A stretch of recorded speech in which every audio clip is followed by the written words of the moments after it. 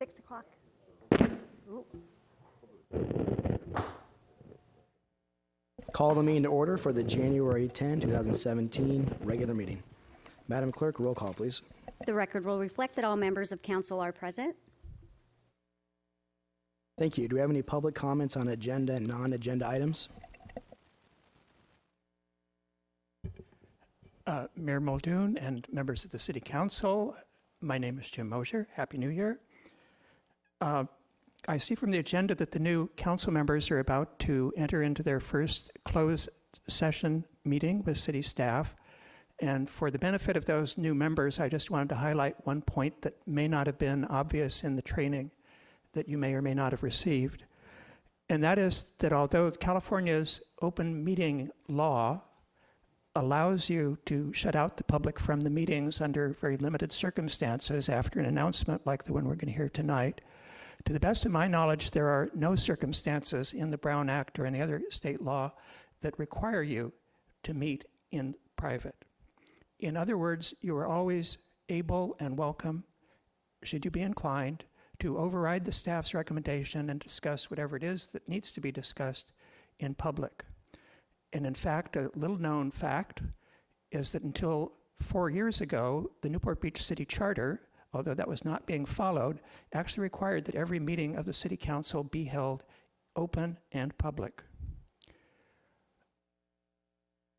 I don't want to belabor this point, but I would just like to ask each of you to ask yourselves during the discussion that's going to take place how the public would be harmed by hearing or even participating in those discussions. There may be good reasons that there are, there may not. I just hope you be open to the idea that more openness is possible. Thank you. Thank you. Anyone else? All right. We are in recess until the 7 o'clock regular meeting.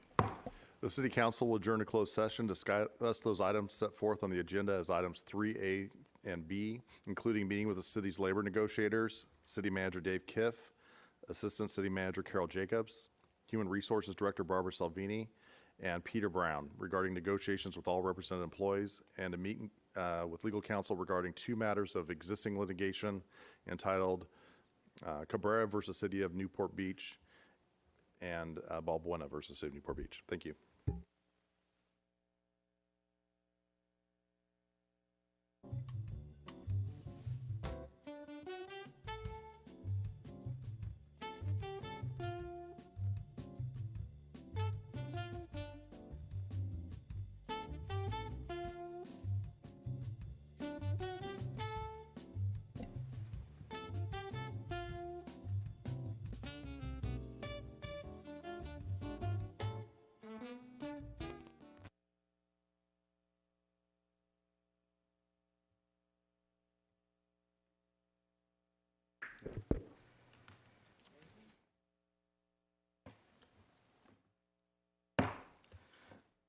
Regular meeting of the Newport Beach City Council, January 10, 2017. Madam Clerk?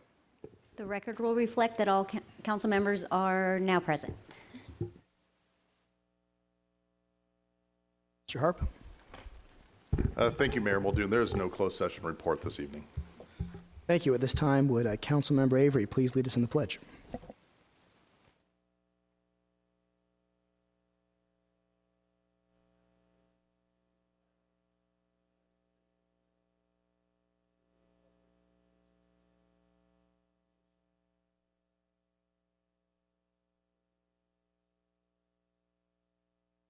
And Councilman Piotr, if you would lead us in invocation. You'd bow with me. God, we thank you for the opportunity to come in this situation where we have representative government. We thank you for the way that you've blessed our nation. We look forward to a peaceful changing of the guard, which doesn't happen in other countries, on January 20. God, we give our thanks for you on that. We ask for your wisdom and guidance in giving us the ability to make wise choices up here tonight, representing the people. We thank you in Jesus' name. Amen.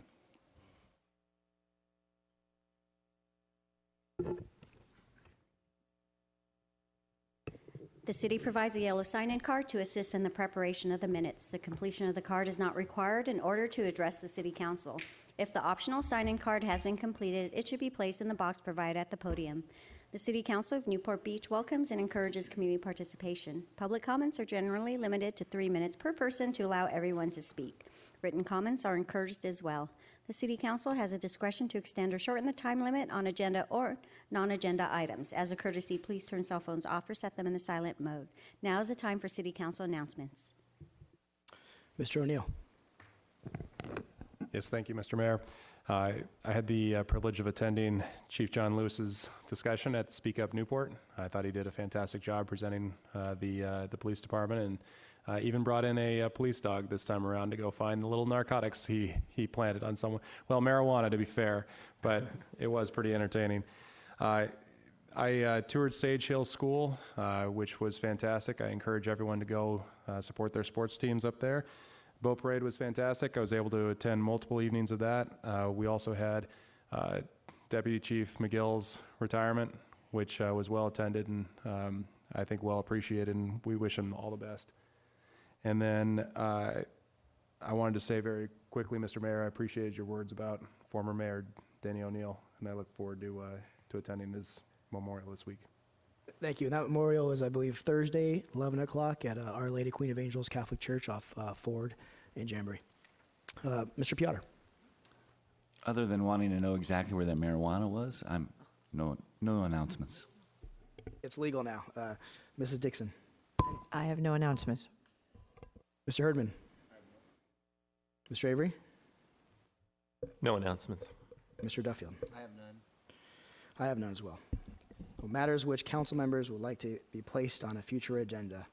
Mr. O'Neill. Very briefly, Council Policy D3 requires the council to go through and review the council policies at the beginning of each year. I'm going to ask at a future agenda, assuming that I have the votes, to ask the mayor to create a subcommittee for the mayor's appointment, which will last probably no more than 3 to 6 months to comply with Council Policy D3. Thank you. Mr. Piotr. I'm in favor. All right. Any other council members have items they wish to be placed on future agendas? All right, seeing none. What is public comments now?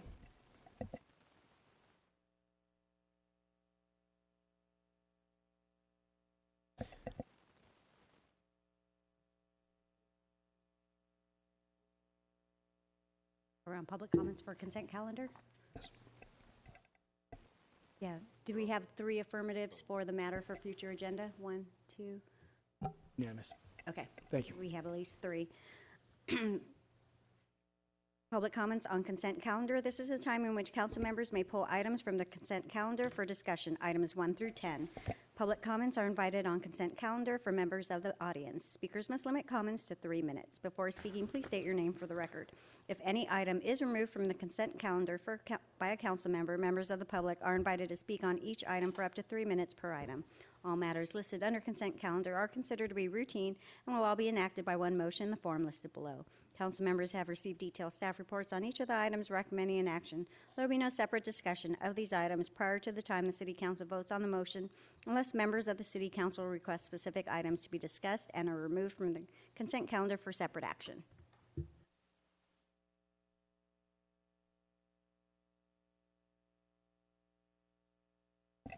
Do we have any comments on the consent calendar? Thank you, Mayor Muldoon and members of the City Council. My name is Jim Mosier. First, I wanted to applaud Mr. O'Neill for his interest in the Council's policy manual. It's, in my impression, been very much a product of staff, just acquiesced to by the Council, and it's very good to see the Council actively looking at its own policies.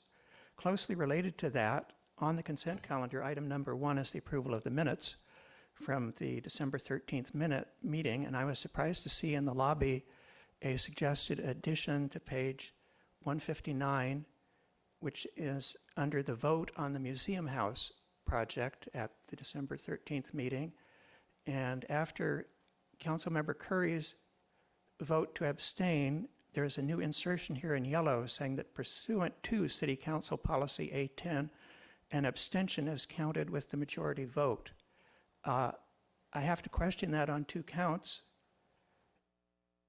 Number one, I'm not able to find that anywhere in Policy A10, so I don't know where that policy came from. And I have a distinct memory many years ago, former City Attorney David R. Hunt tried to insert that into this policy, and I thought his wish to do that was overridden, and there's a good reason why that would be overridden, which is for a resolution like this to pass, our city charter, section 412, is very clear that the resolution requires 4 affirmative votes. And if somehow someone transforms abstentions into affirmative votes, I don't think anybody in the world would think 4 affirmative votes means 3 affirmative votes and somebody abstaining. So first, it seems inconsistent with the charter that there could be such a policy in Newport Beach. And second, I don't see it in Policy A10, so I'm curious how or why that got inserted into here, although I have seen press releases from the related companies saying the vote was 6-1, but to me the vote was 5 in favor, 1 no, and 1 abstention. Thank you. And Jim, that's on page 9 of Council Policy A10 if you're looking for that. All right, anyone else on public comments or consent calendar? All right, seeing none, are there any items that the council wishes to pull? Mr. O'Neill? I don't wish to pull, but I do need to abstain from item number 1 on the minutes for the pre-7 p.m. meeting portion. Thank you. Mr. Piotr? None. Mr. Erdman? Same comment as Councilman O'Neill. I need to abstain on the minutes, approval of the minutes of December, the previous council meeting. Thank you. Mr. Avery? I shall also abstain from the minutes. Thanks. And Mr. Duffield? All right, I myself have recusal on item 10 only as to the appointments for the San Joaquin Transportation Corridor Agency for a business conflict. My company does business with that entity. Okay, I would like to move the balance of the consent calendar, items 1 through 10, with clarifications on item number 7 by staff, and with an amended on the minutes on agenda item number 1, with a recusal on item number 10 from Mayor Muldoon, and with abstention from Councilman Avery, Herdman, and O'Neill on the minutes. Second. Just briefly, maybe we could make that, the Mayor Pro Tem will make that recommendation instead of the mayor, since you have the conflict as to the appointments. Okay. That's probably the appropriate way to do it, if that's okay with Mayor Pro Tem Duffield. Yes. Yeah. All right, so we have a motion.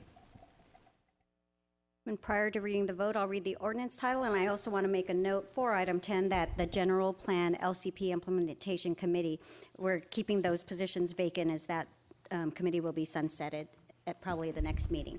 So for item 3, ordinance number 2017-1, an ordinance of the City Council of the City of Newport Beach temporarily extending non-exclusive solid waste franchises from March 1, 2017 to November 8, 2017 to ensure adequate provision of solid waste collection services within the City of Newport Beach. If council members, if you can please vote.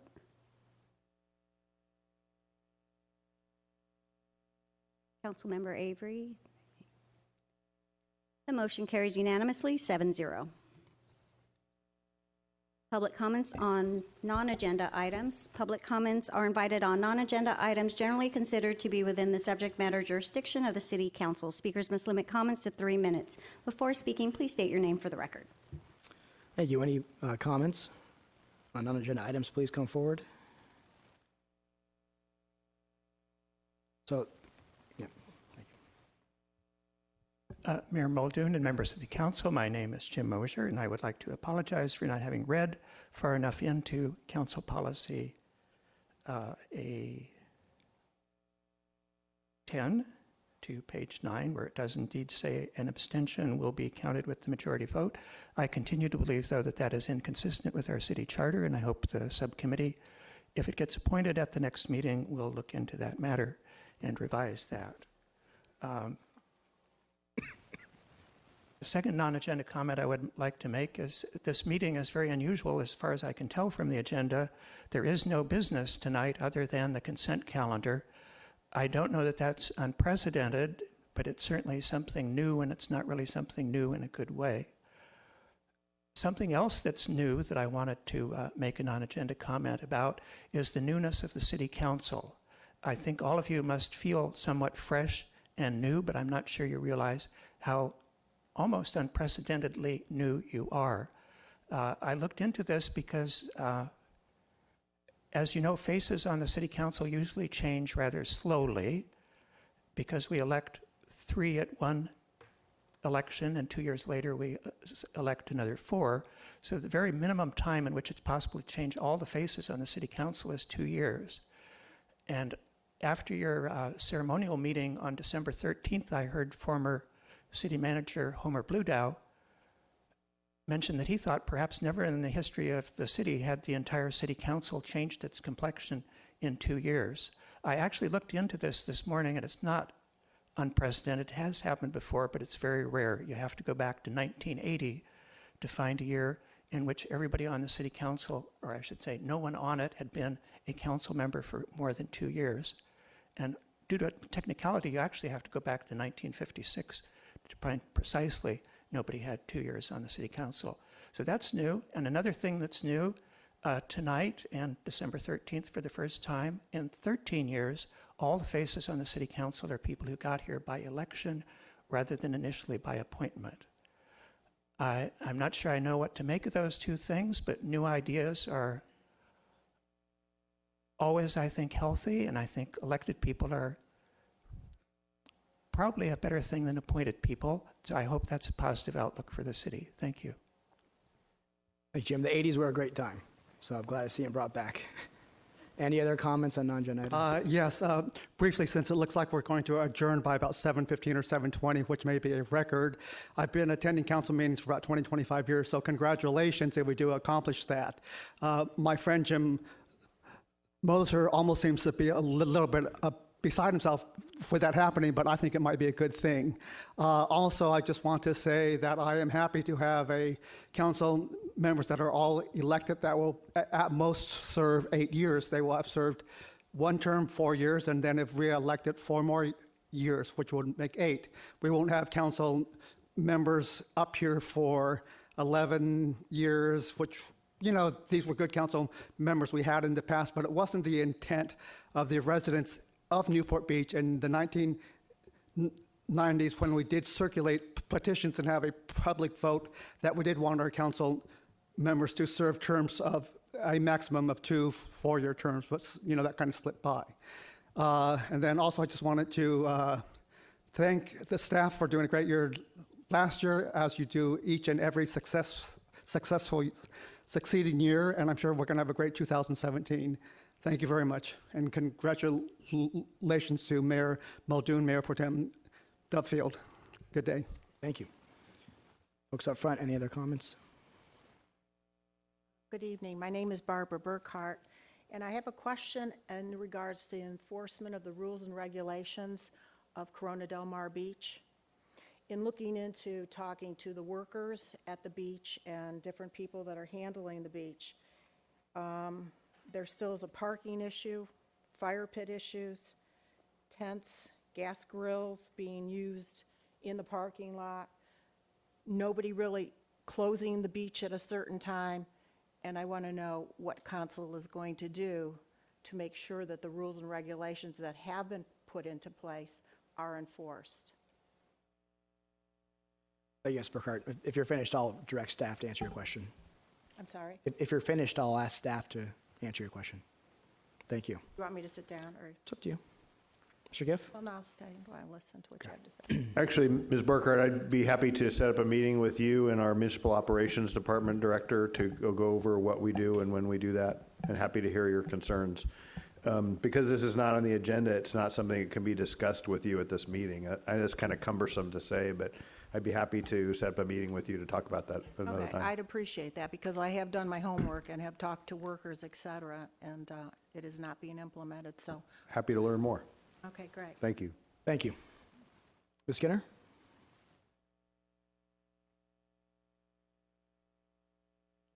Next.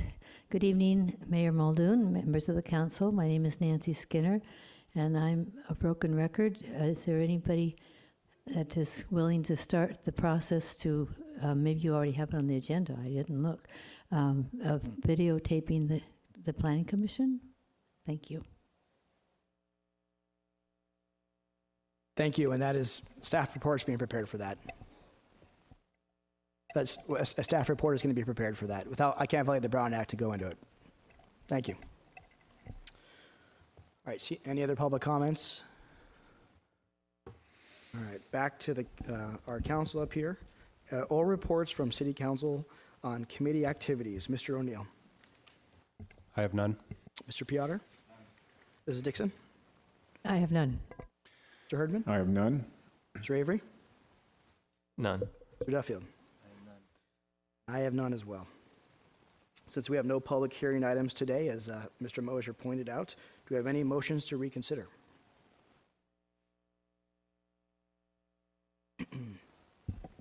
So this evening, we're going to be adjourning in memory of two fine gentlemen here in Newport Beach, and Council Member Dixon is going to be first reading a memorial dedicated to Denny O'Neill. Thank you, Mayor Muldoon.